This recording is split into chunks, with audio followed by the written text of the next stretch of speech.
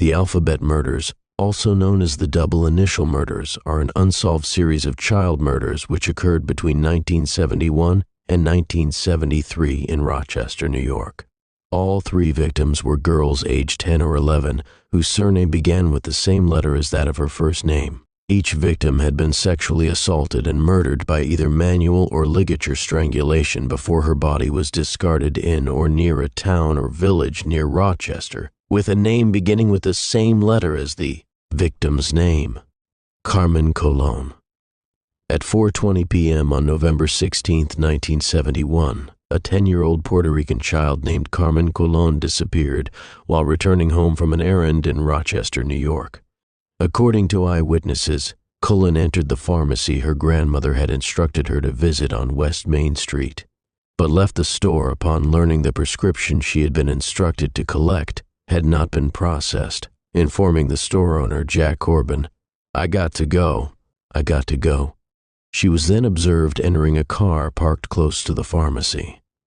Colon was reported missing to the Rochester Police Department at 7:50 p.m. Approximately 50 minutes after Colon exited the pharmacy, scores of motorists driving along Interstate 490 observed the child naked from the waist down, running from a reversing vehicle believed to be a dark-colored Ford Pinto hatchback, frantically waving her arms and shouting in an attempt to flag down a passing vehicle. At least one of these witnesses observed Colon being submissively led back to this vehicle by her abductor. 2 days later, 2 teenage boys discovered Colon's partially nude body in a gully not far from Interstate 490 and close to the village of Churchville. This location was approximately 12 miles from where Colon had last been seen alive. Her coat was discovered in a culvert some 300 feet from her body. Her trousers were later discovered on November 30th, close to the service road near where numerous motorists had observed her attempting to escape her abductor. An autopsy revealed that, in addition to having been raped, the child had suffered a fracture to her skull and one of her vertebrae before she had been manually strangled to death.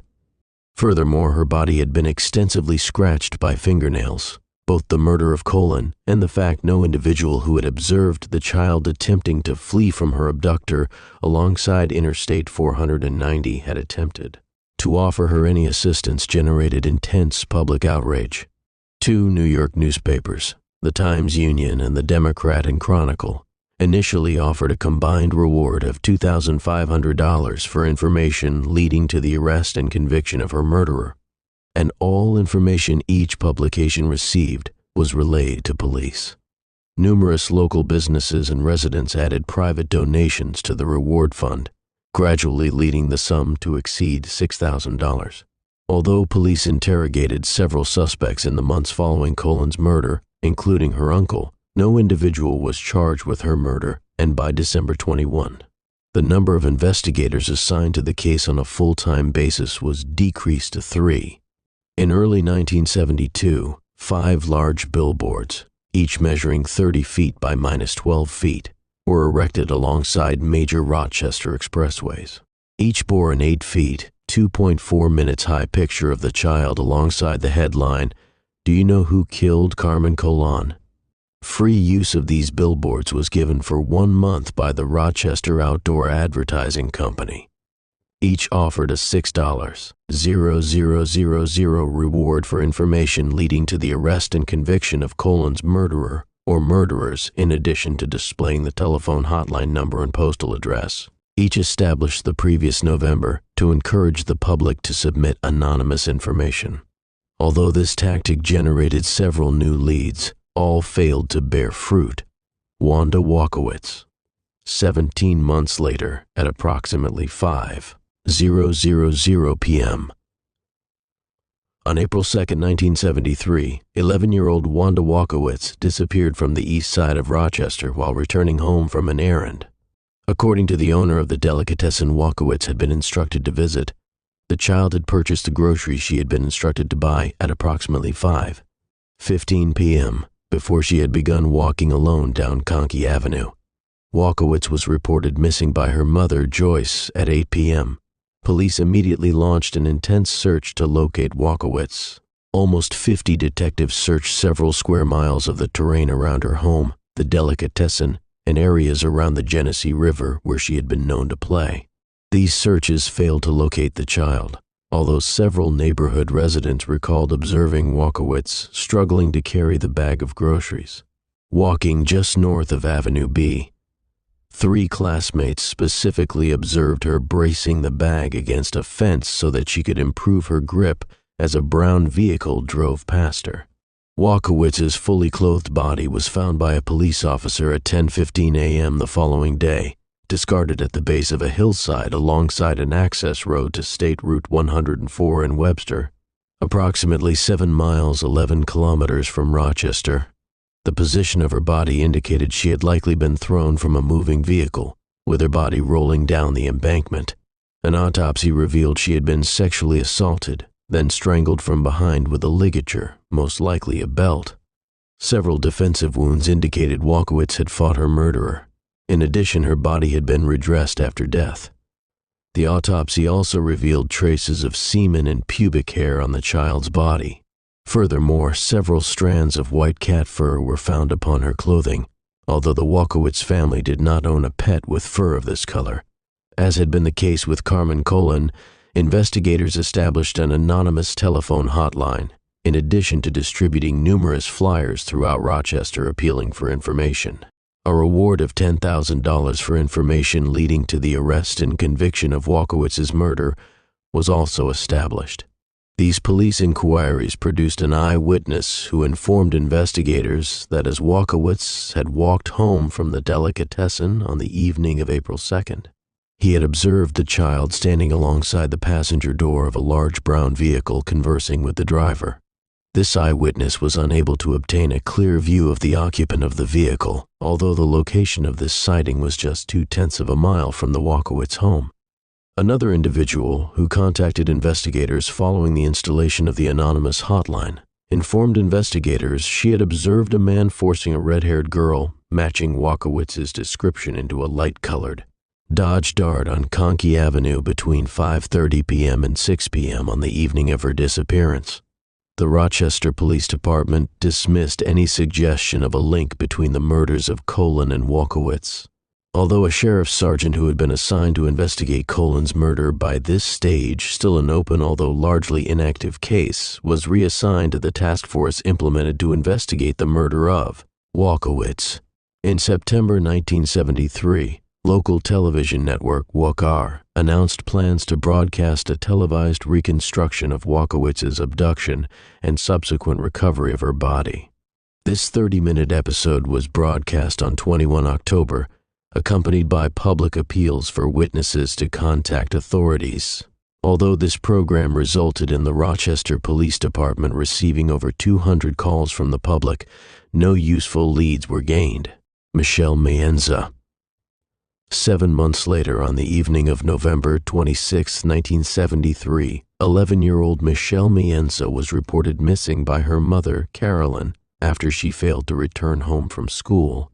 Subsequent investigations would determine Maenza was last seen by her classmates at approximately 3:20 p.m., walking alone en route to a shopping plaza located close to her school with the intention of retrieving a purse her mother had left inside a store within the plaza earlier that day. Approximately 10 minutes later, a witness observed Maenza sitting in the passenger seat of a beige or tan vehicle traveling at high speed on Ackerman Street before turning onto Webster Avenue. According to this witness, the child had been weeping. At 5:30 p.m. on November 26, a motorist observed a man standing by a large beige or tan vehicle with a flat tire, parked alongside Route 350 in the town of Walworth, holding a girl he strongly believed to be Michelle Maenza by the wrist.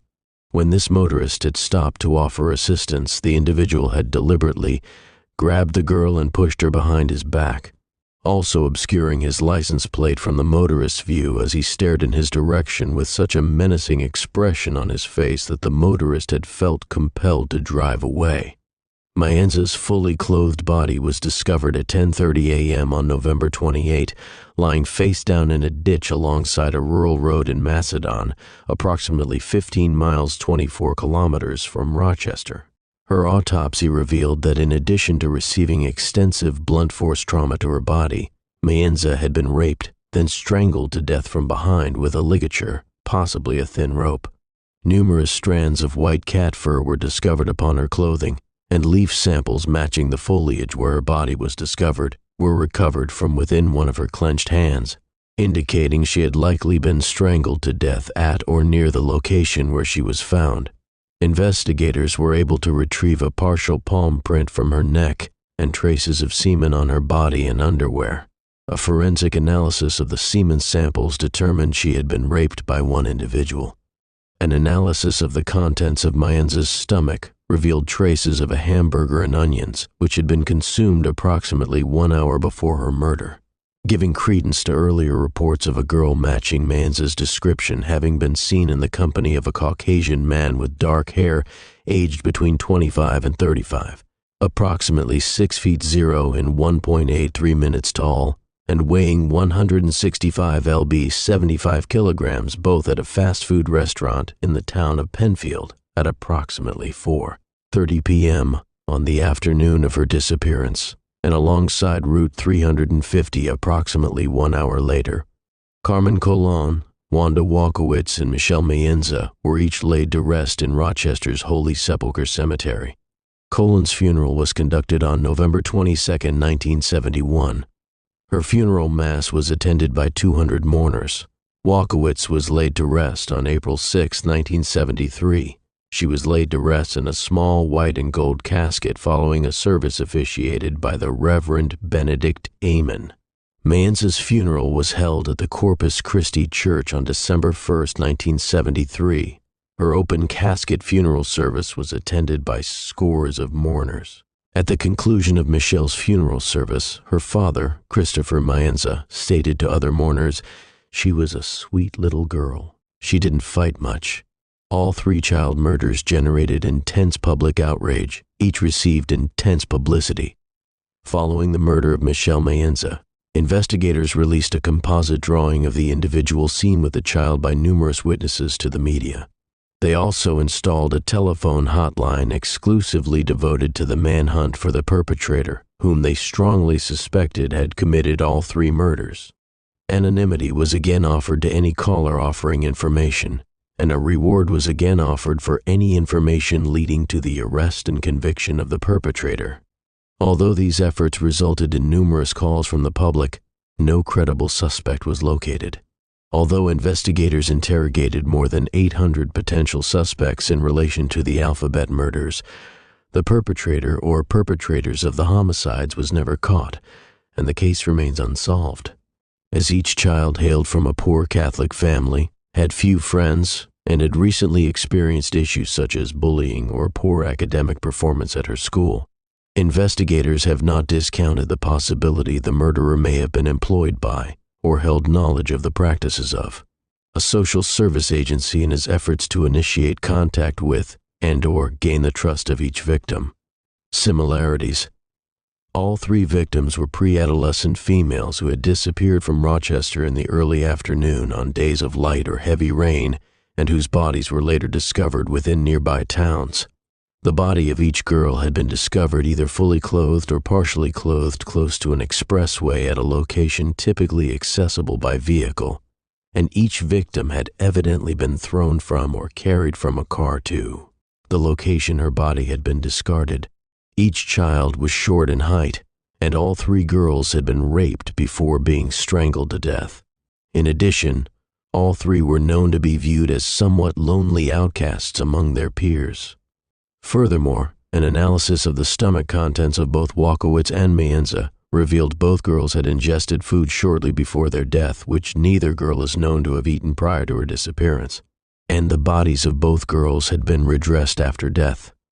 Both contemporary and current investigators have stated the possibility each victim had been selected due to the double initials of her name is extremely unlikely.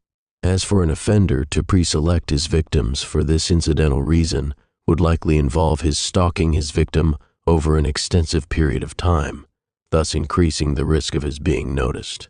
Furthermore, some investigators believe that, although the murders of Walkowicz and Maenza may have been committed by the same individual who had lured the girls to their deaths.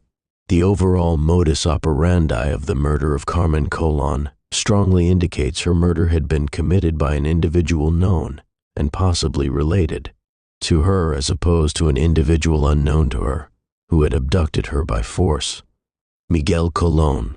In the case of Carmen Colon, her uncle, Miguel Colon, is considered by investigators to be a strong suspect in her murder. Miguel was her paternal uncle. Following the separation of Colon's parents, he had formed a relationship with her mother, Guillermina.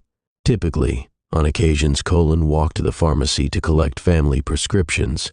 She had been accompanied by her grandfather, Felix, although on the date of her disappearance, Colon had pleaded with her grandparents to be allowed to walk to the pharmacy unaccompanied. Just weeks prior to Colon's abduction and murder, her uncle is known to have purchased a car closely matching the vehicle seen by eyewitnesses reversing upon Interstate 490 in pursuit of the child. Investigators did conduct a search of this vehicle shortly after Colon's murder, discovering the interior and exterior of the car had been extensively cleaned, and the trunk had been washed with a strong cleaning solution. Questioning of the dealership which had recently sold the vehicle to Miguel revealed the trunk had not been washed with a detergent prior to sale. Moreover, a doll belonging to the child was found in his car, although Colon's relatives informed investigators she had frequently traveled in Miguel's vehicle and may have left the toy in his car. Furthermore, according to a friend, 2 days after the death of his niece, Miguel had informed him of his intention to leave the country as he had done something wrong in Rochester. He relocated from Rochester to Puerto Rico just 4 days after the murder of his niece. Investigators did travel to San Juan to question Miguel in March 1972, although local newspapers published articles detailing police intentions to question him, resulting in Miguel fleeing from authorities. Miguel surrendered to authorities on March 26 and agreed to be extradited back to Rochester to face questioning. Miguel Colon was unable to provide a credible alibi for his movements on the date of his niece's murder, and no individual could be located to corroborate his claims regarding his whereabouts. Despite strong circumstantial evidence attesting to Miguel's guilt, no physical evidence was located at the crime scene or within his vehicle to link him to the murder. Miguel Colon died by suicide in 1991 at the age of 44 following an incident of domestic violence in which he shot and wounded both his wife and his brother. Dennis Termini. One individual considered a strong suspect in the Alphabet murders is a 25-year-old Rochester firefighter named Dennis Termini. Termini was a prolific serial offender known as the Garage Rapist, who is known to have committed a minimum of 14 rapes of teenage girls and young women between 1971 and 1973. He is also known to have owned a beige vehicle similar in description to the vehicle observed by several eyewitnesses to the abductions. Moreover, he lived at an address on Bach Street, an address close to the area where Michelle Maenza was last seen alive. 5 weeks after the death of the final victim of the Alphabet murders, on January 1, 1974, Termini attempted to abduct a teenage girl at gunpoint. Although he fled the scene when the teenager refused to stop screaming, shortly thereafter he abducted another potential victim, although on this occasion he was pursued by the police, culminating in Termini committing suicide by shooting himself in the head. A subsequent forensic examination of Termini's vehicle did reveal traces of white cat fur on the upholstery. In January 2007, Termini's body was exhumed to obtain a DNA sample for comparison with the semen samples recovered from Walkowicz's body. The results of this test confirmed Termini was not responsible for her murder. However, no physical evidence retrieved from the bodies of Colon or Maenza exists for comparison with Termini's DNA. Kenneth Bianchi. Another suspect in the Alphabet murders is serial killer Kenneth Bianchi, who at the time of the murders worked as an ice cream vendor in Rochester. He is known to have worked at locations close to the first 2 murder scenes. Bianchi had relocated from Rochester to Los Angeles in January. Between 1977 and 1978, he and his cousin, Angelo Buono Jr., committed the Hillside Strangler murders of 10 girls and young women between the ages of 12 and 28. Bianchi was never charged with the Alphabet murders and has vehemently denied any culpability in the homicides. He has repeatedly attempted to have investigators officially clear him of suspicion. However, while residing in Rochester, he is known to have driven a vehicle of the same color and model as a vehicle seen near one of the abduction sites. Joseph Naso. In April 2011, a 77-year-old named Joseph Naso was arrested in Reno, Nevada for the murders of 4 women in California committed between 1977 and 1994, all of whom are believed to have been prostitutes, and each of whose surname began with the same letter as that of her first name. Naso was a New York native who had lived in Rochester during the early 1970s and who is known to have regularly traveled between New York and California. Initially described by authorities as a person of interest in the Alphabet murders, DNA testing has confirmed Naso's DNA is not a match to the semen samples recovered from the body of Wanda Walkowicz. Naso was brought to trial on June 18, 2013, charged with the murder of the 4 California Alphabet murder victims.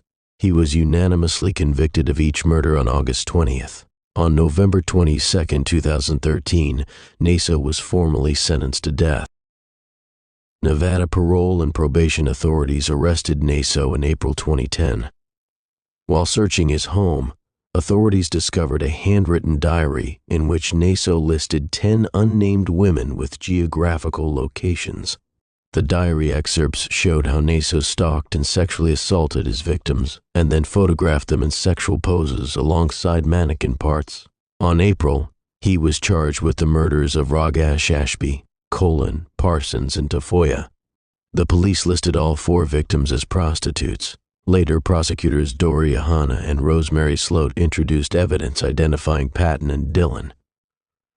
On August 20, 2013, Naso was convicted by a Marin County jury of the murders. However, without the DNA match, it is still unknown who killed Wanda and Michelle.